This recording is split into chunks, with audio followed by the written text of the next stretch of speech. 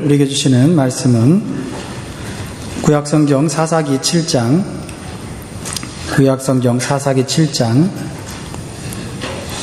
1절에서 9절 말씀을 같이 교독하겠습니다.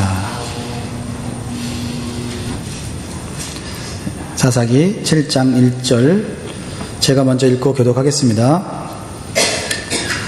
여룹바알이라는 기드온과 그를 쫓은 모든 백성이 일찍이 일어나서 하롯셈 곁에 진쳤고 미디안의 진은 그들의 북편이요 모레산 앞 골짜기에 있었더라.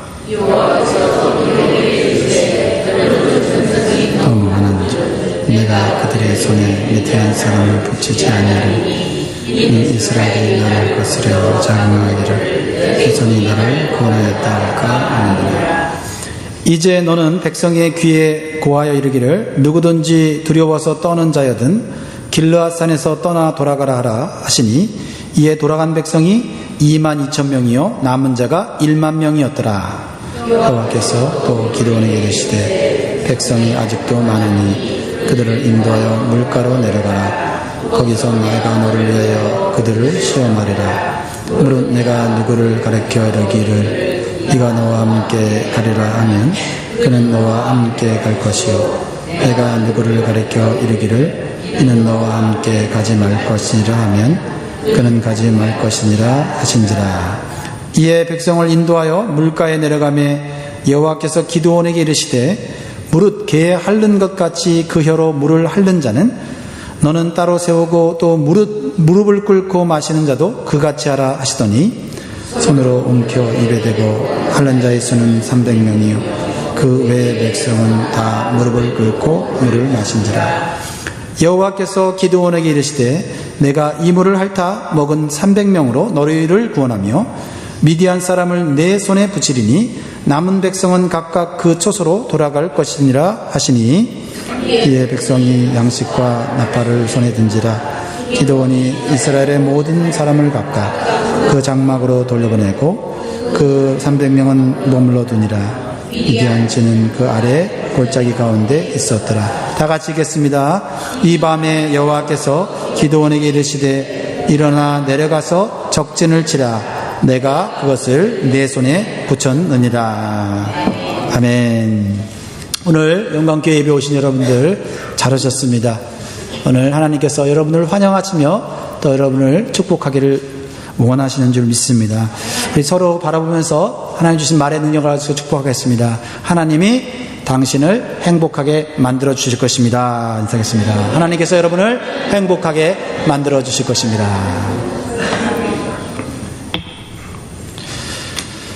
네, 요즘 날씨가 아주 총천연색으로 왔다 갔다 하죠. 네, 추웠다 더웠다 눈 왔다 비 왔다. 네, 일주일 안에 4계절을 경험하는 것 같아요. 아마 여러분 몸이 못 견딜 것 같아요. 저도 몸이 막 견딜 수 없이 막 괴로운 그러한 시간들을 보내고 있는데요.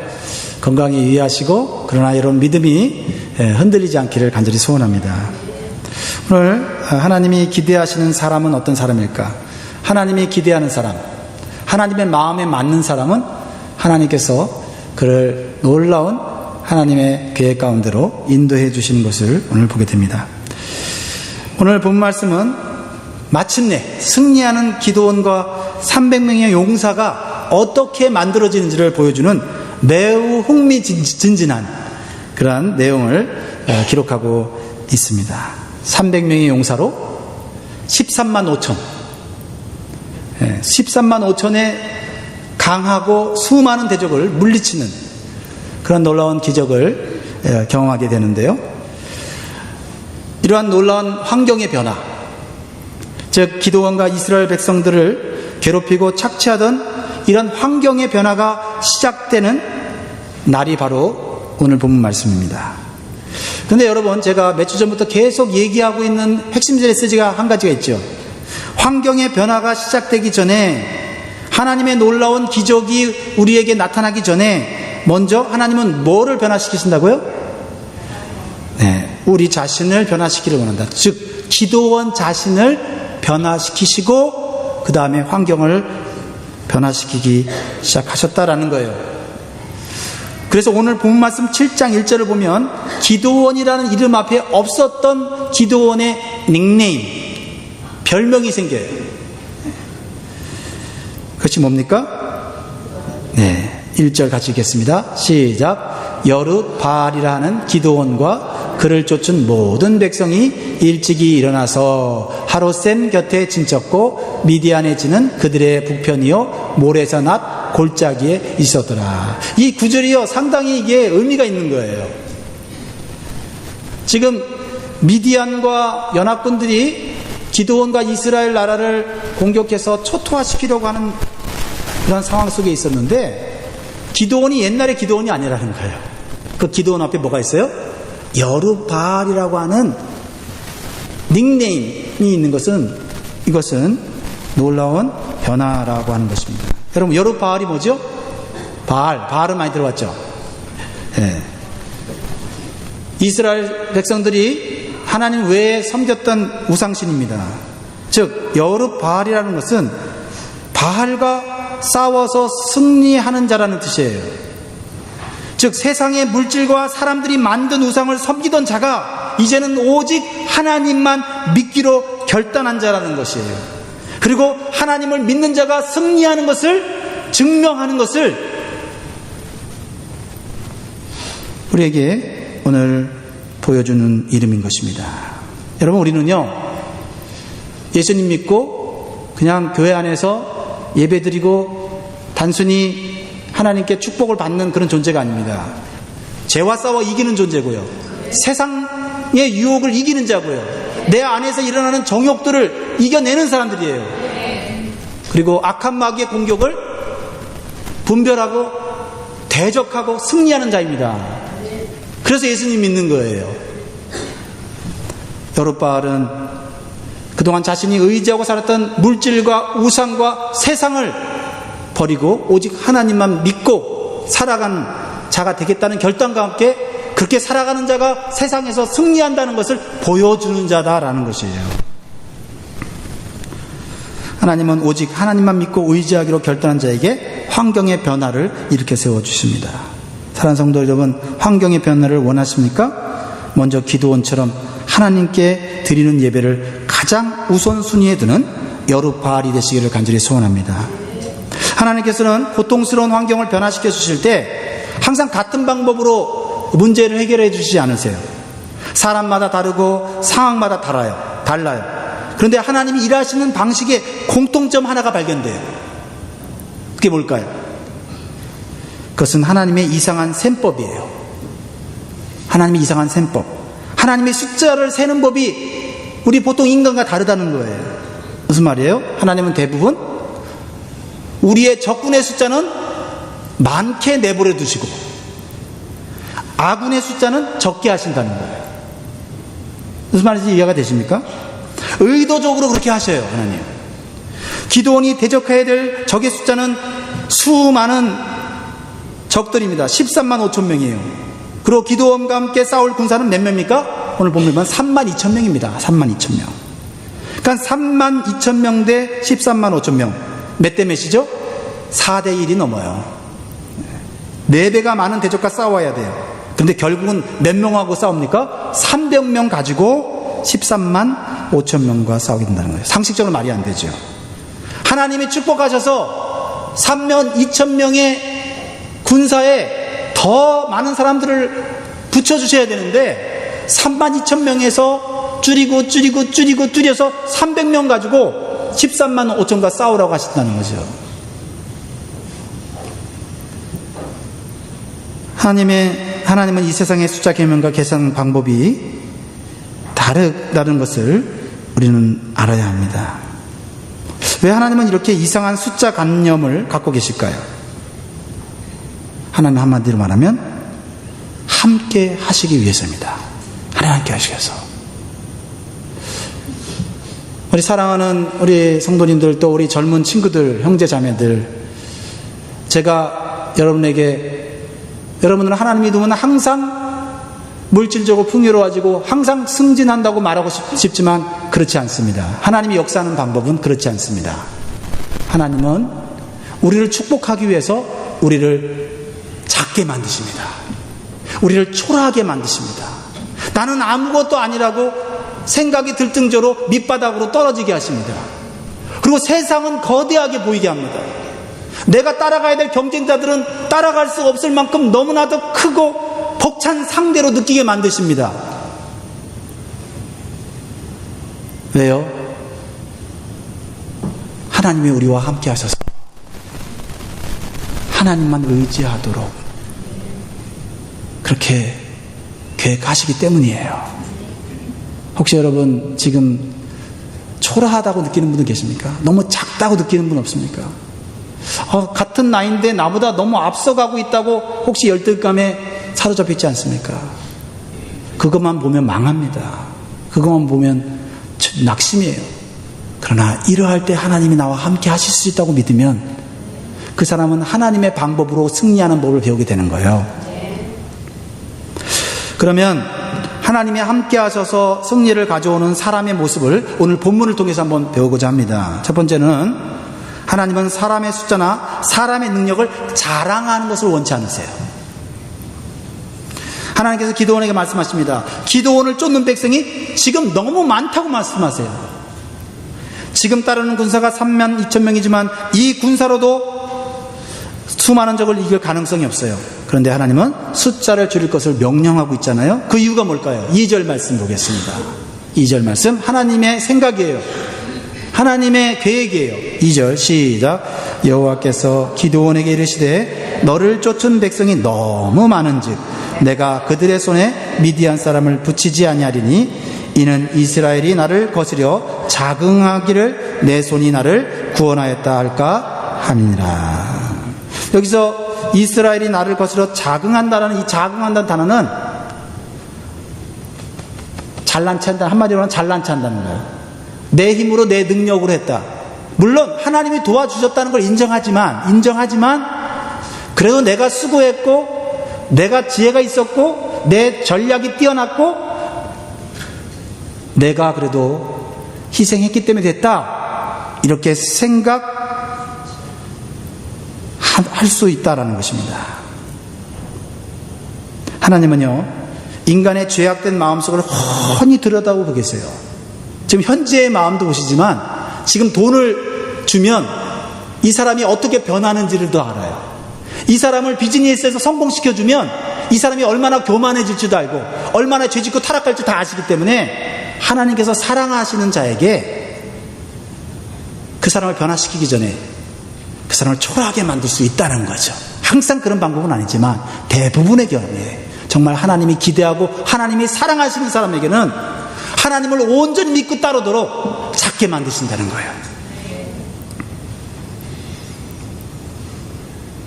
그래서 하나님은 3만 2천 명 가지고 이 전쟁에서 이기면 분명히 이 이스라엘 백성들이 야, 하나님이 도와줬지만 그래도 우리가 저들을 이길 수 있었던 것은 우리의 지혜와 전략이야, 우리의 용맹함이지, 이럴 것을 이미 하나님이 뭐요? 알고 계셨어요. 그래서 하나님께서 많은 사람들을 집으로 돌려보낼 것을 말씀하셨습니다. 그렇습니다. 하나님은 언제나 하나님을 자랑하고 높이는 자와 함께 하시고 놀라운 승리와 축복을 주시기 위해 준비하고 계시다는 사실을 기억하세요. 여러분, 다니엘이 그런 사람이에요. 다니엘서 2장에 보면 다니엘은 바벨론 나라에 포로로 잡혀가서 그는 정말 세상적으로 말하면은 운 좋게도, 사실 운이 아니라 하나님의 뜻이었지만 포로 출신이 왕궁의 높은 자리에 올랐습니다. 높은 관리가 됐습니다. 근데 어느 날 바벨론 왕인 느부갓네살이 꿈을 꾸고 너무 무서웠어요. 그 꿈이 너무 불길했어요. 그 꿈이 꼭 자기가 망하는 꿈이고 나라가 망하는 꿈이에요. 너무 무서운데 그 꿈을 해석할 자를 찾았어요. 이 해석이 정말 이 꿈의 해석이 과연 무엇인가? 근데 아무도 없는 거예요.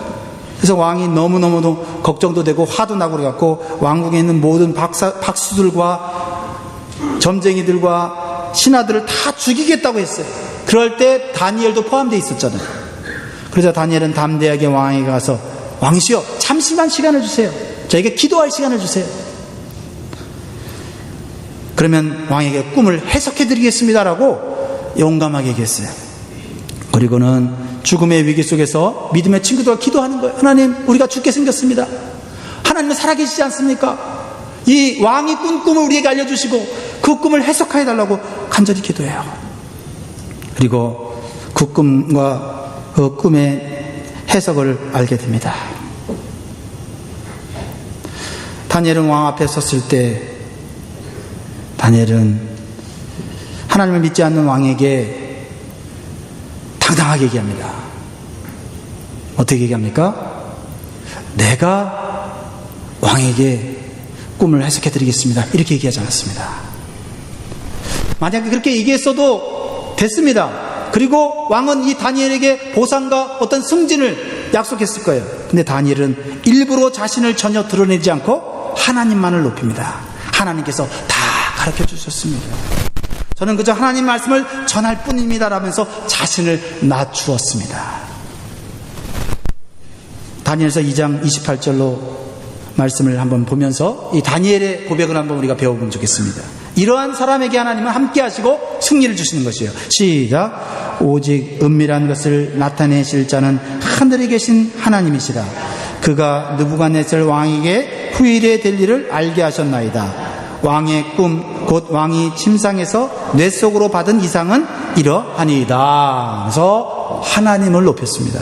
이 30절 말씀 다시 볼까요? 2장 30절 시작. 내게 이 은밀한 것을 나타내시면 내 지혜가 다른 인생보다 나은 것이 아니라 오직 그 해석을 왕에게 알려서 왕의 마음으로 생각하던 것을 왕으로 알게 하려 하심입니다. 아멘. 여러분, 다니엘의 이러한 신앙과 이러한 가치관을 여러분 삶에 적용하시기 바라요. 하나님 살아계십니다.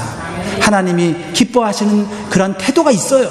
분명히 하나님이 축복하시는 태도가 분명히 있습니다. 이렇게 하나님은 자신은 낮추고 오직 하나님만을 높이는 다니엘을 평생 보호하셨습니다.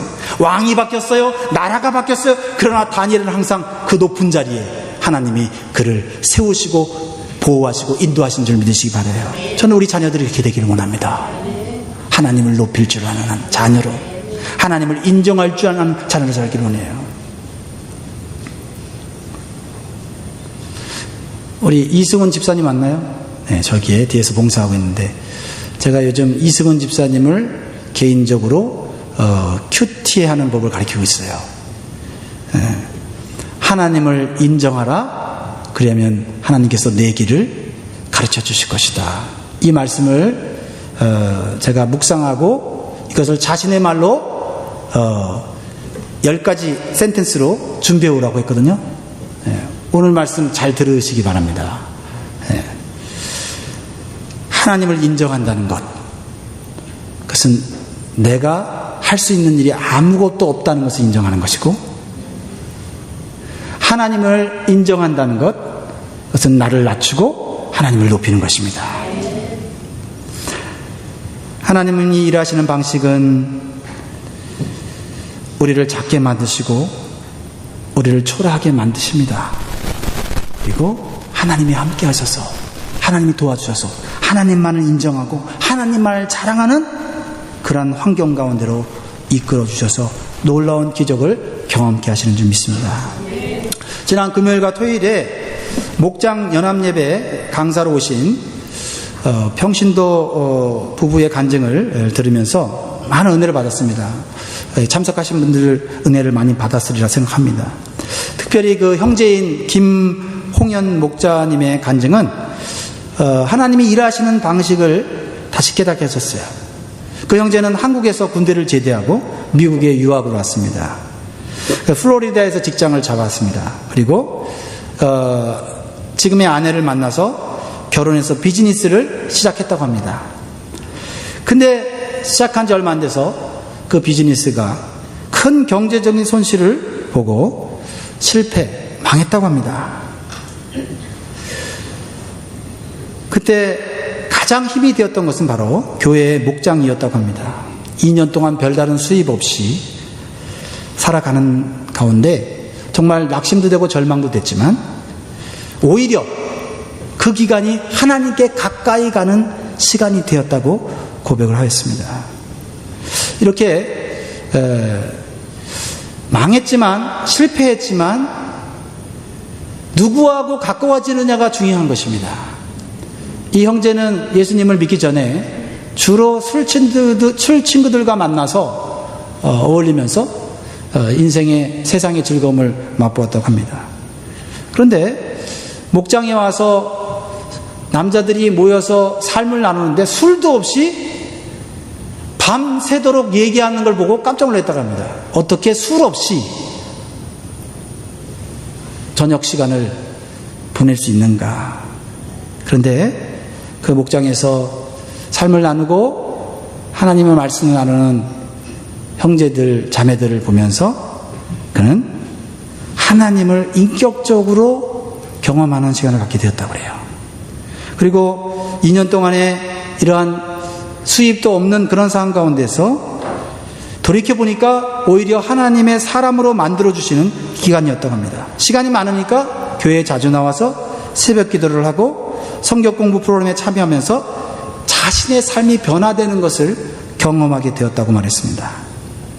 그리고 목장 식구들과 함께 열심히 중보기도 하면서 새로운 비즈니스를 준비하게 되었다고 합니다.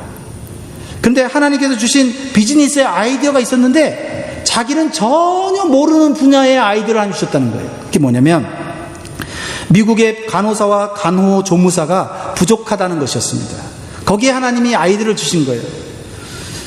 그래서 학교를 만들어서 간호사와 간호조무사를 배출하는 것이었습니다. 그런데 이 형제의 능력으로는 할 수 없는 일이었다는 거죠. 영어가 일단 부족하고 그리고 전혀 경험이 없는 이런 분야였습니다. 그러나 기도했고 하나님의 응답의 확신을 받았기에 믿음으로 도전하였다고 합니다. 그러나 말처럼 쉽지는 않았다고 합니다.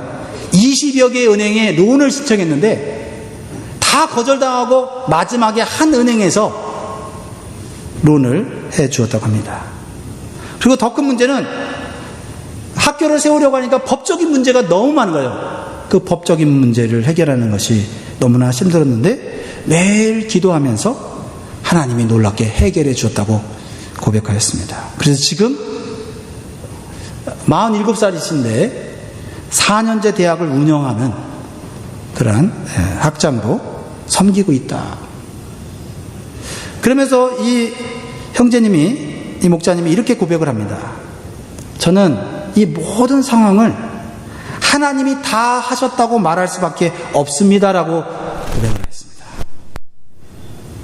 그리고 하나님은 새로운 사업을 시작하기 전에 자신의 삶을 먼저 변화시켜 주셨다고 간증하였어요.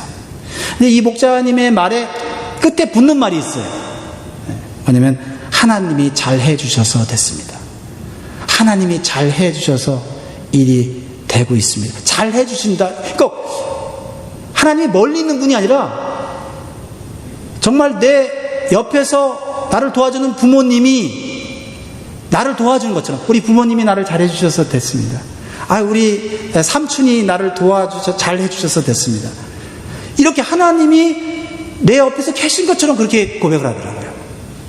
자기는 결혼해서 예수님을 믿었고 교회 나와서 하나님을 만나고 예수님을 만났기 때문에 자기는 다른 교회는 모른다는 거예요. 그래서 자기는 가장 하나님이 기뻐하는 것이 내가 예수 믿고 구원받았으니까 다른 사람들도 예수 믿고 나처럼 구원받고 삶이 변화되면 좋겠다. 술 없이도 사람들과 삶을 나누고 기도할 수 있는 그런 삶으로 다른 사람이 변했으면 좋겠다. 이런 고백을 하는 것을 보았습니다. 그리고 그렇게 매주 목장 모임을 하면서 4명의 자녀를 낳았다는 거예요. 4명의 자녀를 데리고 목장 예배를 하는데 쉽지 않았다는 거예요. 그런데 그것이 하나님이 기뻐하는 일이라고 생각하고 그렇게 또 말씀을 들었기 때문에 그냥 그렇게 해오다 보니까 그것이 자신의 삶의 그냥 일부가 되었다는 거예요. 더 많은 간증들이 있지만은 중요한 것은 이겁니다. 하나님은 때때로 우리에게 놀라운 축복을 해주기 위해서 우리를 초라하게 만들고 작게 만들 수 있다는 거예요. 그래서 오직 하나님만 의지하는 사람이 됐을 때 하나님은 내가 할 수 없는 일들을 하게 하신다는 거예요. 하나님이 반은 도와주고 반은 제가 할게요. 그 하나님 원치 않으십니다. 하나님 자존심 상하세요. 하나님이 다 하셨습니다. 두 번째로 하나님은 하나님보다 문제를 더 두려워하는 자와 함께하지 않습니다. 3절 말씀 같이 읽겠습니다. 3절 말씀 시작.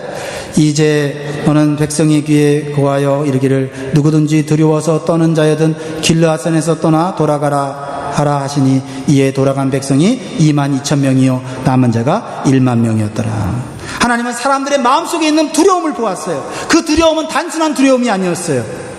승리를 주시겠다고 하는 하나님의 말씀에 대한 의심에서 나오는 두려움이었다는 거예요. 불신앙에서 나오는 두려움이에요. 어떻게 저 수많은 대적을 우리가 이길 수 있단 말인가? 하나님의 말씀이지만 너무 현실과 맞지 않는가? 지도자인 기드온이 하나님의 말씀을 잘못 받은 것은 아닌가? 이러한 불신앙에서 나오는 두려움은 공동체를 분열시키고 사기를 떨어뜨릴 수 있어요. 그래서 차라리 두려워하여 부정적인 말하는 사람은 어떻게 해요? 집으로 돌려보내라고 하나님 말씀하신 거예요. 하나님은 적은 숫자를 가지고 일하는 건 어렵지 않습니다. 그러나 두려워서 부정적이고 비판적인 말을 하는 사람하고는 하나님이 같이 일하지 않으세요. 그래서 집으로 돌아간 사람들이 22,000명이나 되었어요. 이제 남은 사람은 10,000명입니다. 하나님보다 문제를 더 두렵게 여기나 사람을 더 두렵게 여기는 마음에는 하나님이 함께하지 않는다는 거예요.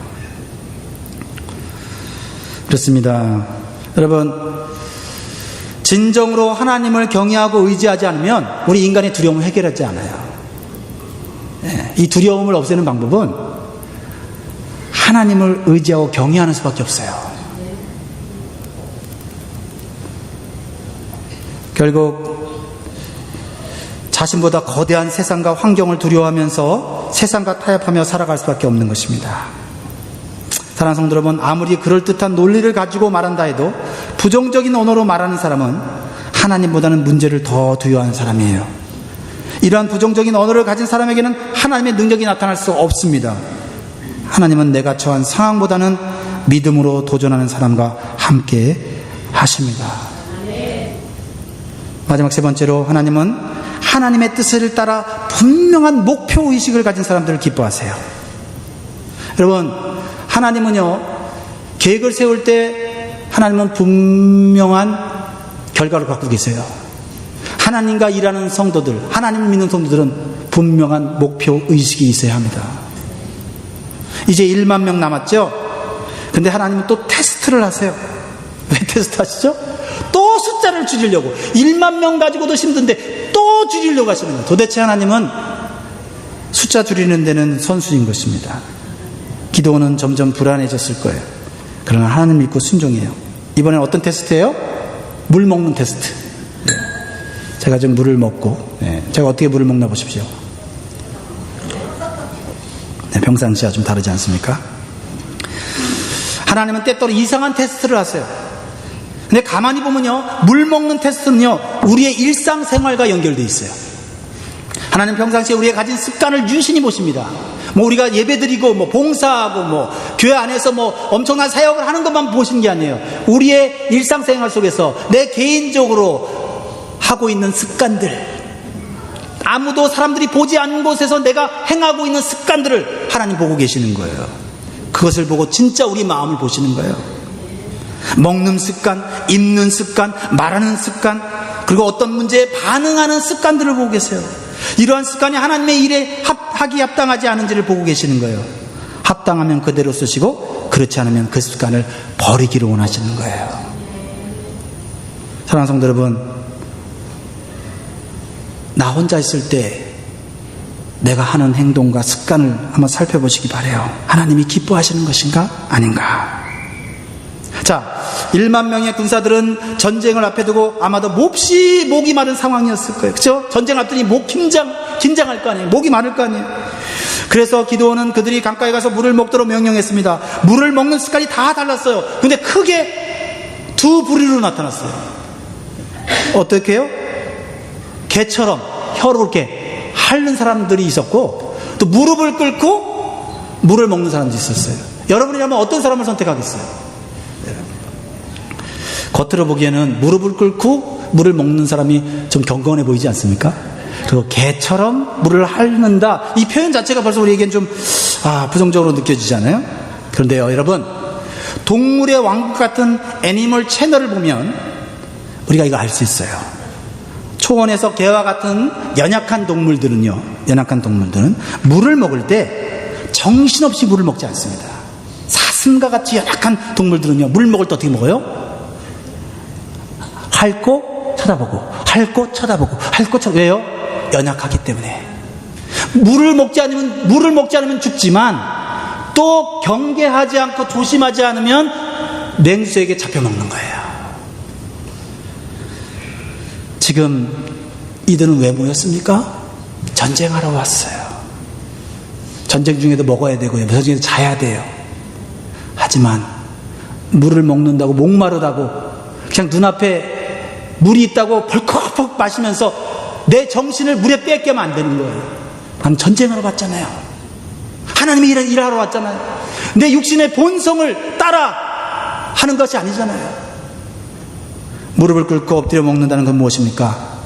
모양은 무릎을 꿇고 있지만 무릎을 꿇고 얼굴을 쳐박고 물을 먹을 때 어떻게 됩니까?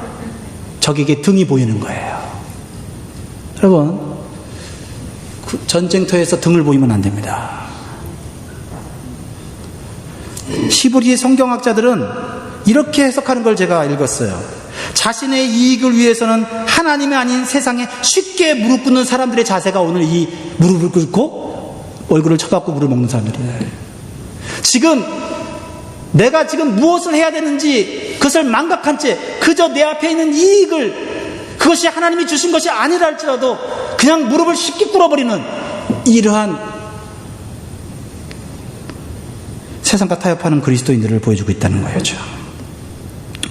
6절에 보면 좀 더 자세하게 물을 핥아먹는 사람들의 자세와 숫자가 나오죠. 6절 시작. 손으로 움켜 입에 대고 핥는 자의 수는 300명이요 그 외의 백성은 다 무릎을 꿇고 물을 마신지라. 여러분, 개처럼 이렇게 핥아먹는, 경계심을 가지고 핥아먹는 사람들의 자세한 내용이 나오는데, 그 사람들 중에 물을 떠서 개처럼 경계하면서 먹는 사람들이에요. 뭐예요?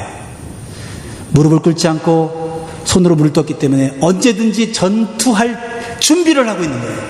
하나님의 명령에 순종할 수 있는 자세가 되어 있는 그런 모습을 갖고 있었다라는 것입니다. 여러분, 실제적으로 저와 여러분의 삶에는 알든지 모르든지 마귀와의 치열한 영적 전쟁 중에 있습니다. 여러분이 예수를 믿는 순간 마귀는 여러분들을 넘어뜨리려고 애쓰고 있다는 사실을 기억하셔야 돼요. 우리가 마음을 지키지 않으면 스스로 죄의 유혹이 들어오고 하나님을 멀리하는 일들이 수없이 찾아옵니다. 오히려 예수님 믿기 전에, 예수를 믿고 난 다음에 더 많은 죄의 유혹이 오는 것을 우리는 느낄 수 있어요. 이러한 사실을 깨닫지 못하고 그저 세상에 무릎을 꿇고 정신없이 세상이 주는 달콤한 것에 물을 펄컥펄컥 마시다가는 세상과 환경의 노예로 질질 끌려다니며 살아갈 수밖에 없어요. 간신히 주일날 그냥 예배만 드리고 능력도 없이 세상에서 세상 사람들에 섞여서 세상 사람들이 주는 물을 먹으면서 그냥 비참하게 살아가는 인생이 될 수밖에 없다는 거예요. 그래서 베드로 사도는 베드로전서 5장 8절에 근신하라 깨어라 너의 대적마귀가 우는 사자와 같이 두를 자를 삼킬 자를 찾나니라고 말하겠습니다. 두루다니며 삼킬 자를 찾는다고 했어요. 우리가 하나님을 잠시라도 등지고 어떤 이유든지 간에 어떤 핑계를 대든지 간에 하나님을 등지고 세상을 바라볼 때 대적마귀는 여지없이 여러분의 등을 공격한다는 사실입니다. 그래서 예수님은 이러한 영적 전쟁 가운데 있는 성도들에게 이렇게 해결책을 제시하고 계세요. 누가복음 21장 36절이에요.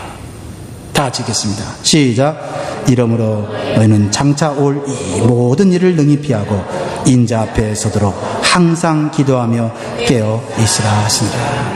항상 깨어 기도하십시오. 말로만이 아니고 실제적으로 그렇게 하십시오. 그래서 새 시험에 들지 않게 깨어 기도하시기 바라고, 여러분의 기도 시간을 구체적으로 정하시고 점검하셔서 정말 하나님의 놀라운 비전과 계획을 볼 수 있기를 주의 이름으로 축복합니다. 우리 찬양 하나 부르고 우리 같이 기도하도록 하겠습니다. 세상 흔들리고 사람들은 변화해도 나는 주를 섬기리. 주님의 사랑은 영원히 변하지 않네. 나는 주를 신뢰해. 오직 믿음으로 내가 살리라. 오직 믿음으로 내가 살리라.